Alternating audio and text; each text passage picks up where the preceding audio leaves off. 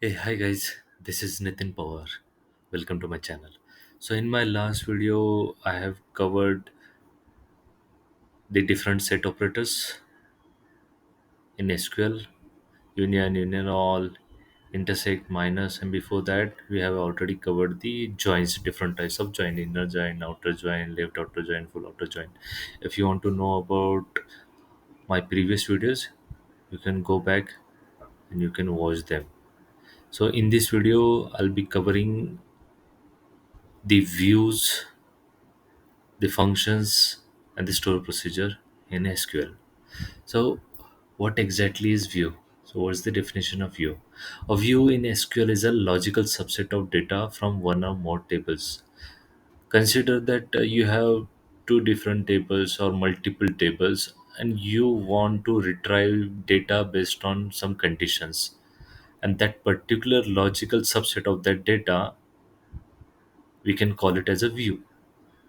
And why we are using the view? Suppose you have a database and you want to grant a permission to the user to view the data, but you don't want users to go through each and every field or to manipulate the data or to go and see other restricted data which that user shouldn't have the permission to visit it. So how you can achieve these things? So what you will do, suppose if you want to show him only the sales data, then you'll select particular fields from respective tables and you create a view on it, and you just tell him that this is the view, and you can grant the permission on that view so that user can view only that particular data. So this is how SQL view works. So there are two types of view: simple view and complex view. Simple view, you can say that it's based on the only one table. So that's base table is have one single table. So that's a simple view. Complex tables can have more than two or two, and it can have joins, other arithmetic operations perform on it. So that's the complex view. So I'll go in these details. I'll show you with the example also. So firstly, consider that difference. What is the difference between simple view and complex view? So simple line, you can say that the simple view contains only single table, and complex tables may contain two or more than two tables. We cannot use the group functions max, count, average on simple view, but we can use them on the complex view. It does not contain the groups of data, it contains the group of data. DML operations could not be performed on the simple view. DML operations could not always be performed through the complex view, but sometimes you can perform it based on the restrictions. Insert, delete, update are directly possible on a simple view because it is based on only one table. But on the complex view, we cannot apply insert, delete, update because there might be a dependency on the different table. Simple view does not contain group by distinct pseudo columns like row num defined by the expressions. While in the other hand, complex view can contain the many other columns.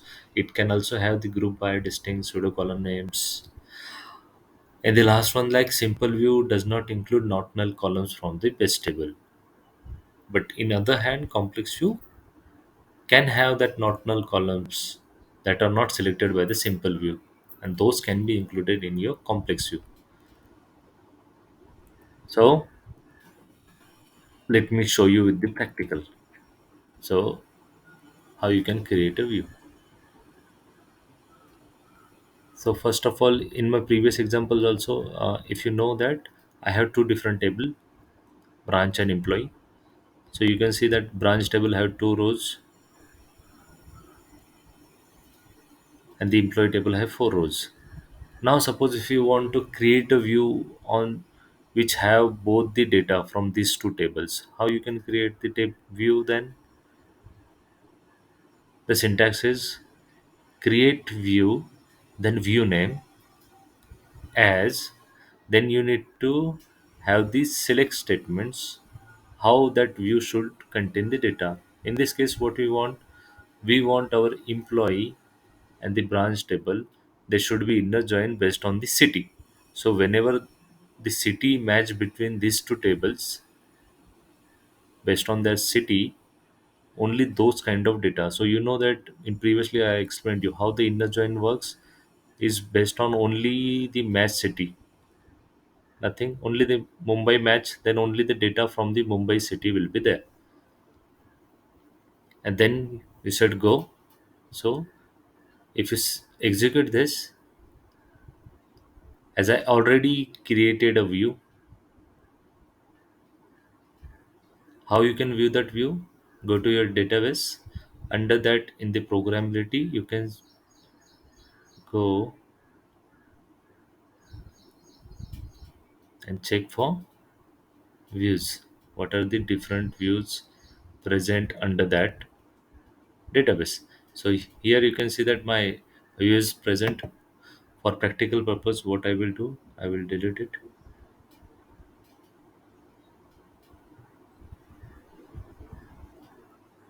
Okay. Consider now you don't have any view. So you are creating a view. Command completed successfully. Now if you refresh your database, under your database, under views,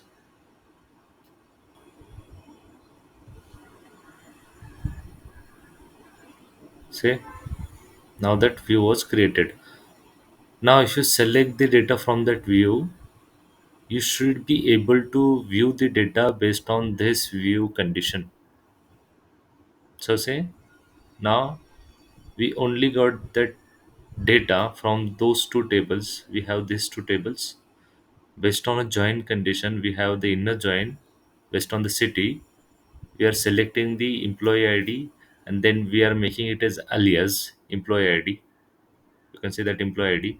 Then first name from that employee table as a employee first name, EMP name, and the last name as employee last name.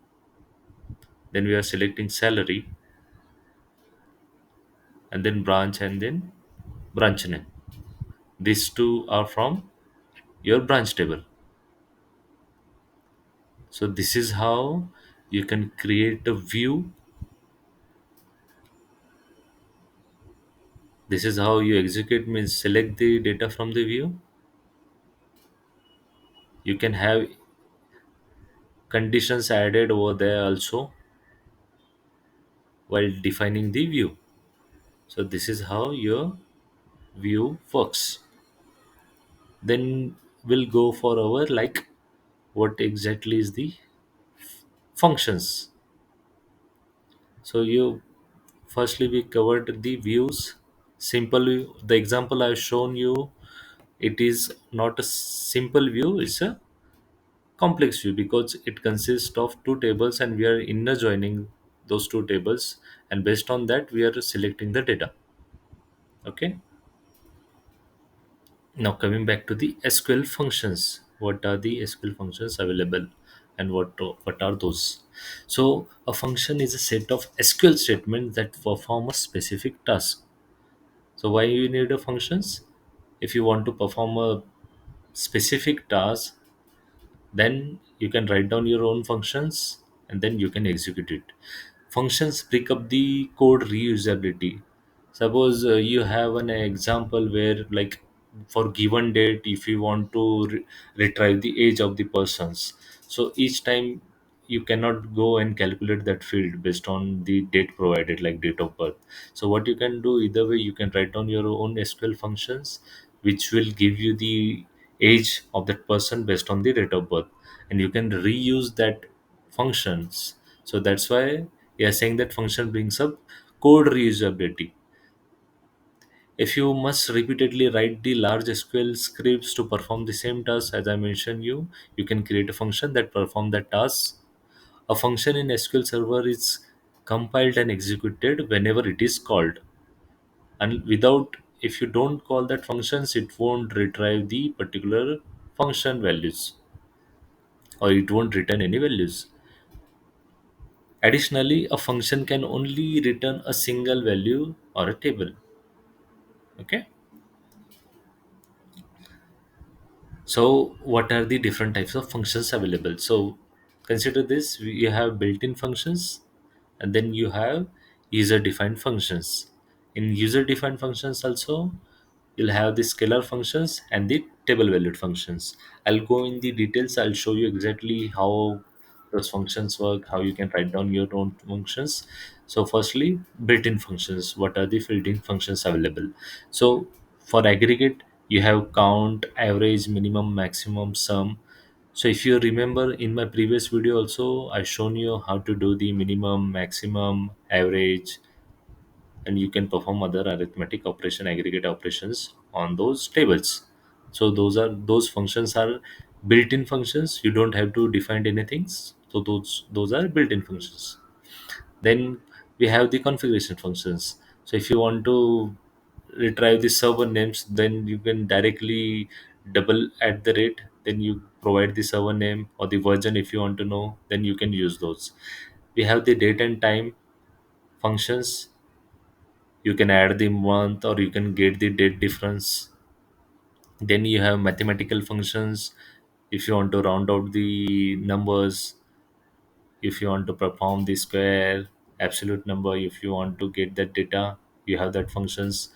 For metadata, then for string functions we have character, then length will give you the length, lower will give you the values in the lower, upper. So these are the built-in functions. Then we have the user defined functions, where you define the functions, what will be this return type, what kind of functionality it should do, and how the value should return. So the built-in functions, what are the built-in functions and how you can use it?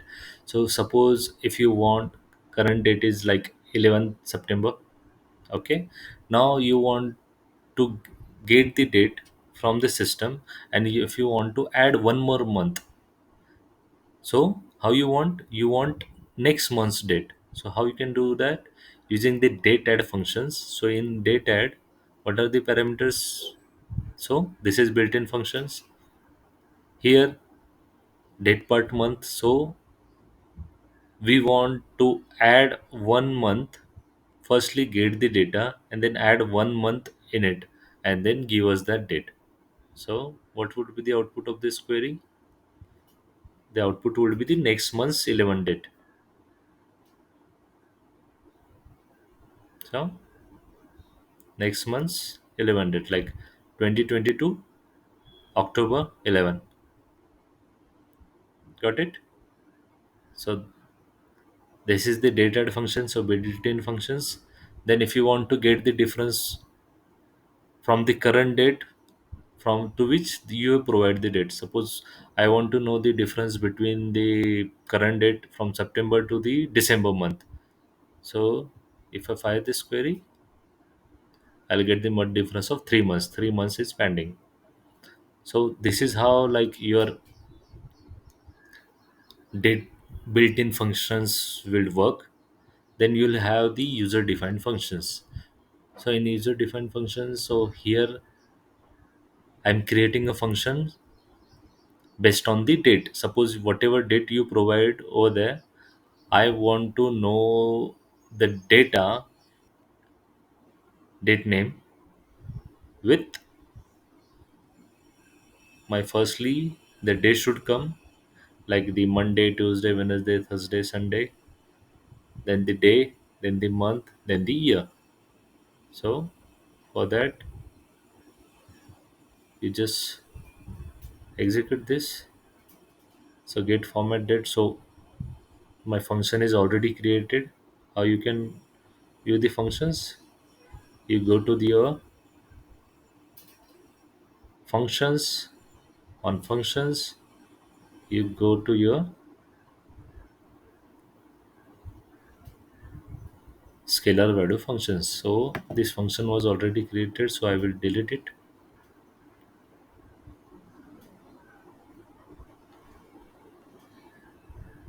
So now I'm creating a function.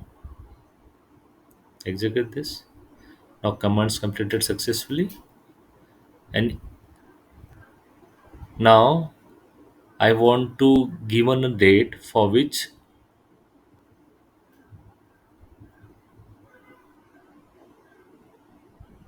the output should look like my functions. So I should get the day, then the day, then the month, then the year. So if I select this now, see, I'm getting the Sunday, 11 September 2022. So this way you can define your functions. You should perform the actions what that function should perform. You can declare those values, you can do arithmetic operations, you can perform some calculations over there. Then you can return that value based on the parameter you provide for your functions, and it will always return a value. Function will always return a value. So this is how, in this video, like, this is how you cover the inbuilt functions and the user defined that you want to get the data from the table. So how you can return that function? So this is how it will work. Create function, function name, that functions whatever value you want to provide as a parameters. If you don't provide the value, it doesn't matter. What it should return, it should return a table as you are selecting the data from the view which we have created. So if you run this again, that here in table valued functions, I already created these functions, so I will delete this.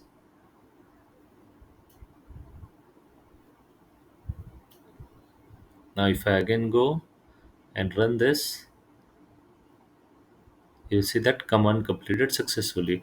Now I want to view the data of that function. So how I can do that? Select star from that function, and I have to provide the parameters. But in this case, this function doesn't accept any parameters. So we can directly go and just write down open and open and close bracket. So see, we got the data from that table. So this is how you can return a values and return a table based on a function.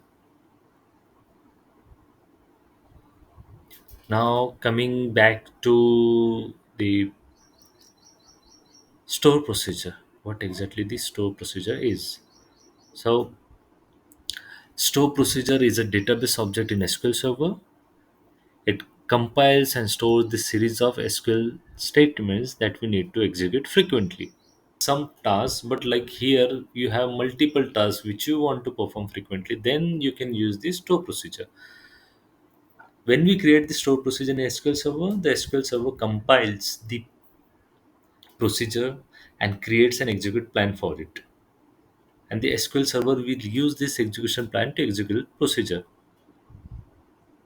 A store procedure is a pre-compiled object and will be valid till the we make new changes or some changes. Till that time, a store procedure is a pre-compiled object and will be valid. So we don't need to compile it every time. Store procedures have advantage of being executed on the server and performing a set of tasks before returning the result to the client. A store procedure can accept input using the input parameter and return the output using the output parameters. So here comes the difference between functions and the store procedure. Function can only accept the inputs, not the output parameter. Okay, but in store procedure you can have input parameters also, output parameters also. If you want to write down the store procedure, so how you can write down the store procedure? So what I want to, based on the input values, first name last name, I want to give the output as first name last name combined. So how I can do that using the store procedure? So this is the how you can create a store procedure. Create procedure, get full name. I want to declare the variables first name, last name, full name. Okay, this full name as a output. Then begin, select full name equals to first name plus space, then our last name value which we are given the parameters. This should be the functionality of this store procedure. Then we have to declare the full name, the name, and then we're executing. How to execute this? Execute at the rate then name which we are providing over here, which is the get full name. This is the value I am providing. This full name is equals to first name, last name. Either way, you can directly provide this. So this first name is Nathan, the last name is Power. Then we want to display the full name as a output, and then we want to select that full name. So first of all, what you need to do? You need to execute this. So again, I already created this store procedure. So under programmability, if you go, you can check that your store procedure, what are store procedures are available over there. I'll delete this and I'll again show you. You execute this, then execute this. Now you see that my output is Nitin Pawar. Here explicitly I provided the value. So one way is to create the store procedure and provide the value directly and execute it. Another way is you go to your store procedure under the programmability. Then if you click and then you clicked on the execute store procedure, then your pop-up will appear for execute store procedure.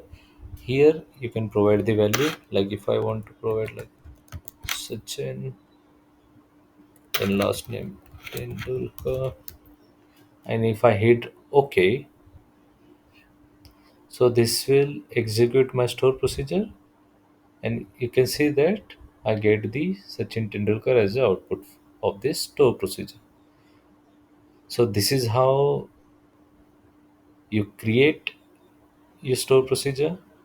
You given the param based on the parameter functions, how should it begin, it into what kind of values it should have, and it's up to you whether you want to only take the inputs and also as the output as a parameter.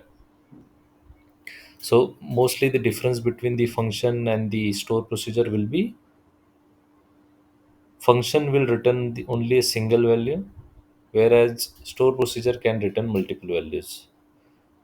Functions, you can say that it accept like only the input parameters, not the output, but here we can have the input and as well as the output parameters in store procedure. So in this video we have covered what is view, what is simple view, complex view. Then we covered the functions, we covered the inbuilt functions, and we covered the user defined functions. In user defined function also, how that function can have a single value or the table also. Then we covered the store procedure, what are store procedures, how you can create one, and how can you can execute the store procedure using directly, also using the going to your store procedure and execute that store procedure. I hope you enjoyed this video. If you have any questions on this, do let me know. I'll try to answer those questions. Thank you so much.